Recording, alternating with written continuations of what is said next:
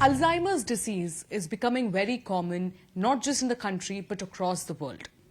What is really the prevention towards Alzheimer's? What is really the care and cure? And is there actually hope when it comes to Alzheimer's? All these in details have in fact been written in a book called The Fight Against Alzheimer's. And today I'm joined by none other than the author of the book and internationally renowned physician, Dr. Shuvendu Sen. So thank you for joining with us, and it's incredible that how much, in detail you have written about Alzheimer's.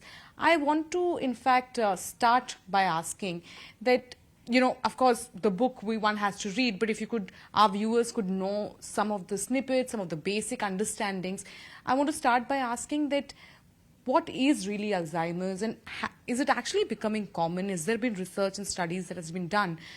Is it actually becoming common when we talk about Alzheimer's as a disease? All right, excellent question. But prior to that, thank you for having me here. Any disease has a couple of phases. So we have an anticipation, we have a prevention, we have a cure, and we have a care. Unfortunately, regrettably, in Alzheimer's, we really do not have a cure in terms of having the right medicine. So our focus needs to be on the anticipation. The Alzheimer's that you and I know, it's predominantly like, I don't know where my bathroom is, or I cannot recognize you. But that's at a very advanced stage. So what I have dealt in my book is to just talk about those very early signs and symptoms of Alzheimer's, when you know where your bathroom is, when you know how to drive, you're doing your banking, but there are certain hushed hints, as we say, slender signs and symptoms. So my book deals with primarily those very early signs and symptoms. Then it deals with the prevention, the various prevention methods we have. And then if somebody is deep into dementia, there are new, fresh perspectives coming, how to take care of them. And to answer to the other question, it is becoming very common, alarmingly common. I can give you a statistics.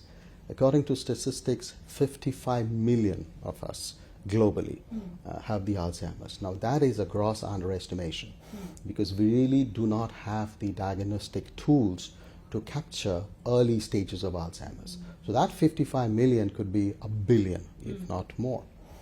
Every 3 minutes, one of us are getting hit with dementia.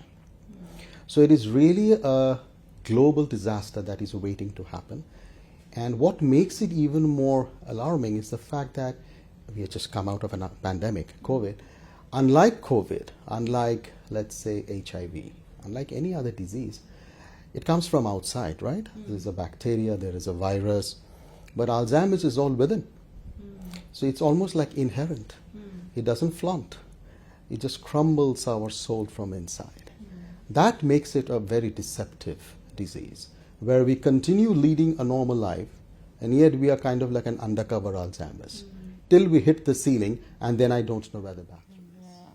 It's very interesting when we talk about Alzheimer's, but for a layman, if you could, in simple terms, could make us understand what is really the crucial difference between dementia and Alzheimer's? Excellent question.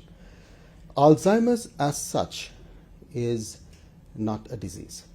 It's an open-ended term, which includes dementia, which is memory loss, but it also includes lack of reasoning, lack of recognition, lack of orientation to time, place, and person.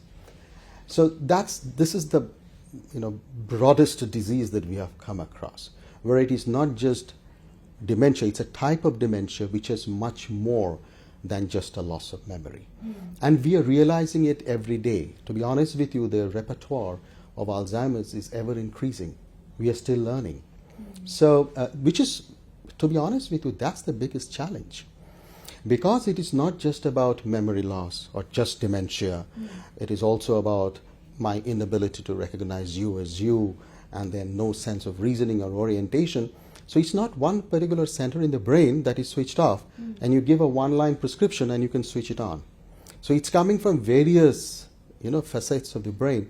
So to come out with a single-line prescription drug is going to be quite a challenge, which is probably one of the reasons we are actually taking it very, very seriously. So, is it actually hereditary related, or is it, what are the causes, what really happens? And also I want to know is that when we generally talk about Alzheimer's, we say, oh, it's an old age problem. Is that true? Do you agree to that? Or do you see that in youngsters as well? I grossly disagree.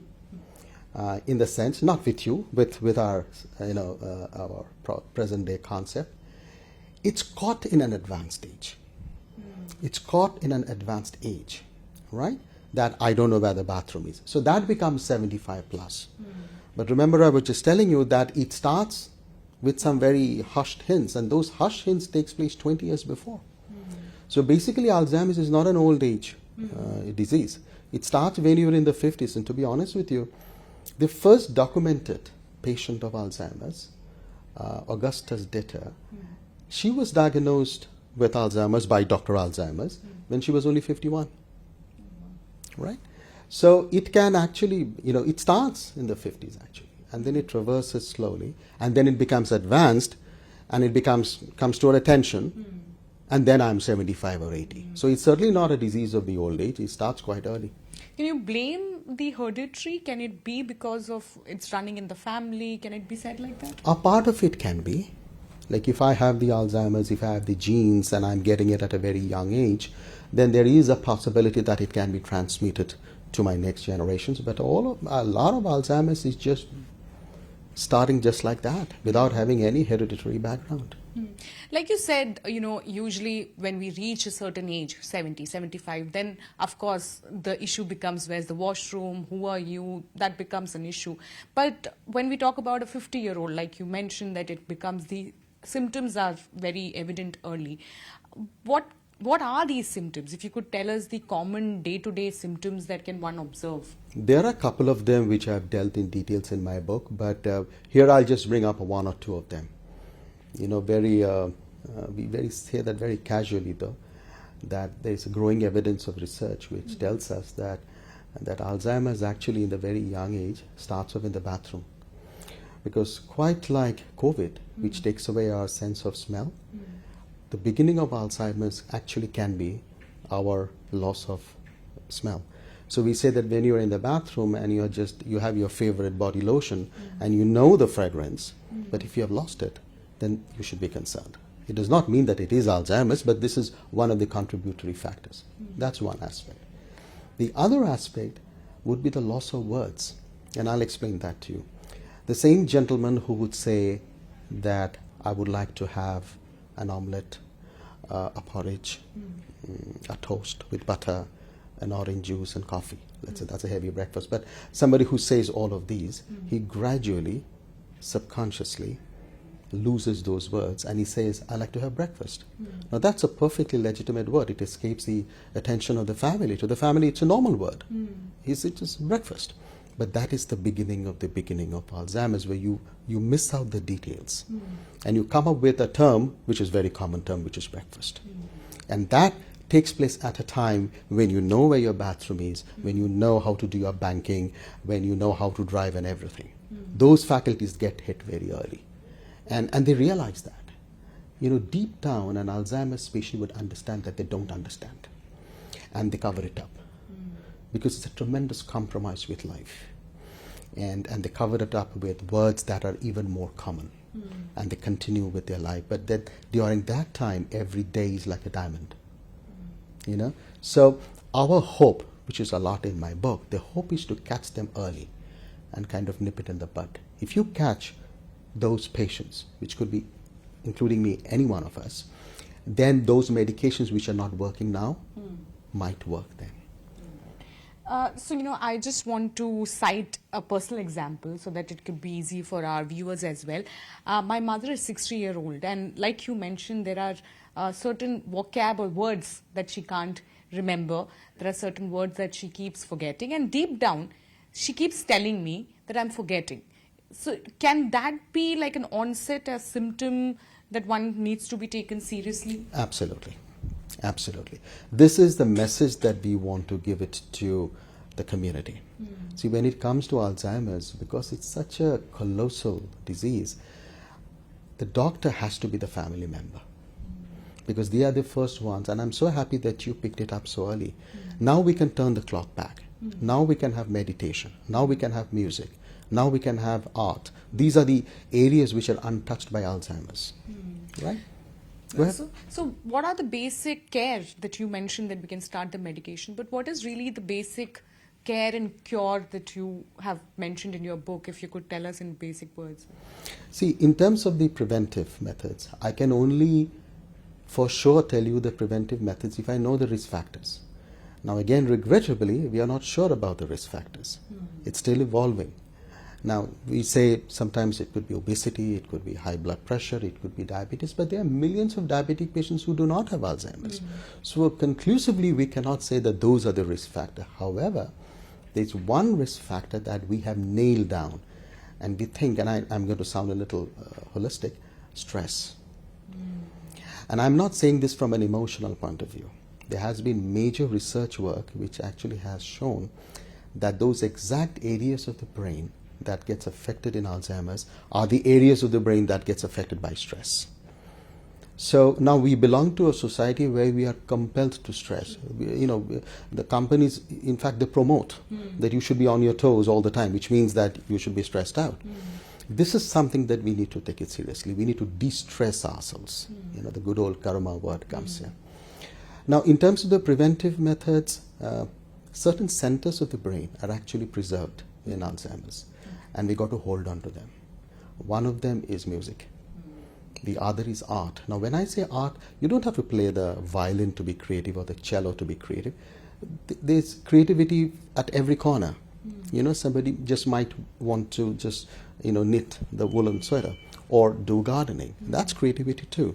Those needs to be encouraged. Music needs to be encouraged. Art needs to be encouraged. And if there are certain procedures that let's your mother is fond of, that needs to be encouraged. Because this procedural memory of all the memories that are lost in Alzheimer's, that memory stays. So the typist will type even in deep dementia. And while they are typing, their other faculties will actually be not exactly intact, will actually also awaken. Right? And if somebody does the gardening, we'll encourage the gardening. And then the other faculties will open up. All right. So, when we talk about Alzheimer's, of course, the common symptom is people forgetting, memory loss. But is there a test which is available that one can go through and detect Alzheimer's, or are these symptoms enough to know whether you are, Yeah, that's another outstanding question. Yes, there aren't any blood tests to begin with. We are trying to come up with some conclusive blood tests, but it's like depression, do we have a blood test for that? We don't. We have a set of questionnaires. In Alzheimer's, one of the pathology that we have found out to be universal are the deposition of certain plaques. We call them amyloid plaques, just let's call them chemical substances, and they actually cause tangles. The nerves, they tangle, and they can be picked up by a CT scan. So that is why I am actually trying to emphasize more on the anticipation part of this disease. That if I anticipate those very early signs, I'm not going to wait for 20 years to make it an advanced disease. I would probably do the CT scan at that stage, to answer to your question. And if I can pick up the smallest of the plaques, then we are in business. Then I'm not going to waste those 20 years. Then I'm going to give those medications that we are trying. We're going to start with meditation, we start with art, we start with music, and we can prevent this disease from taking over.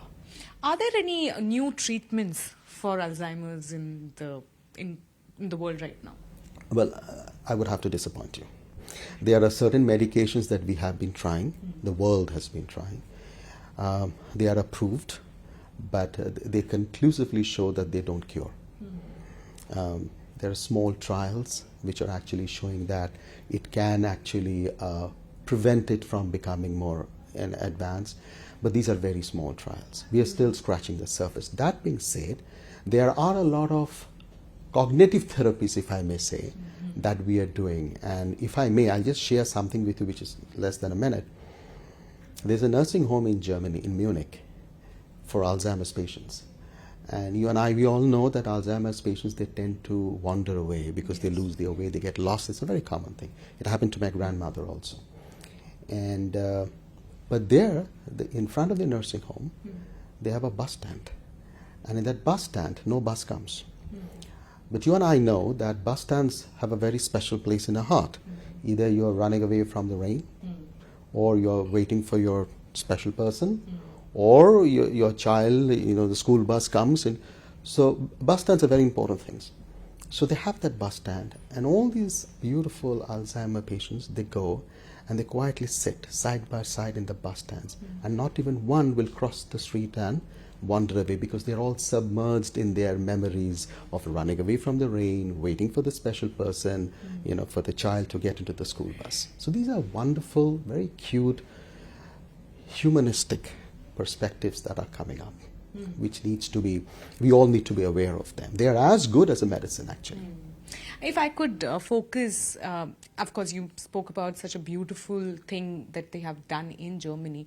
But, in perspective of India, this is still a disease or still something that is not really known to a lot of people.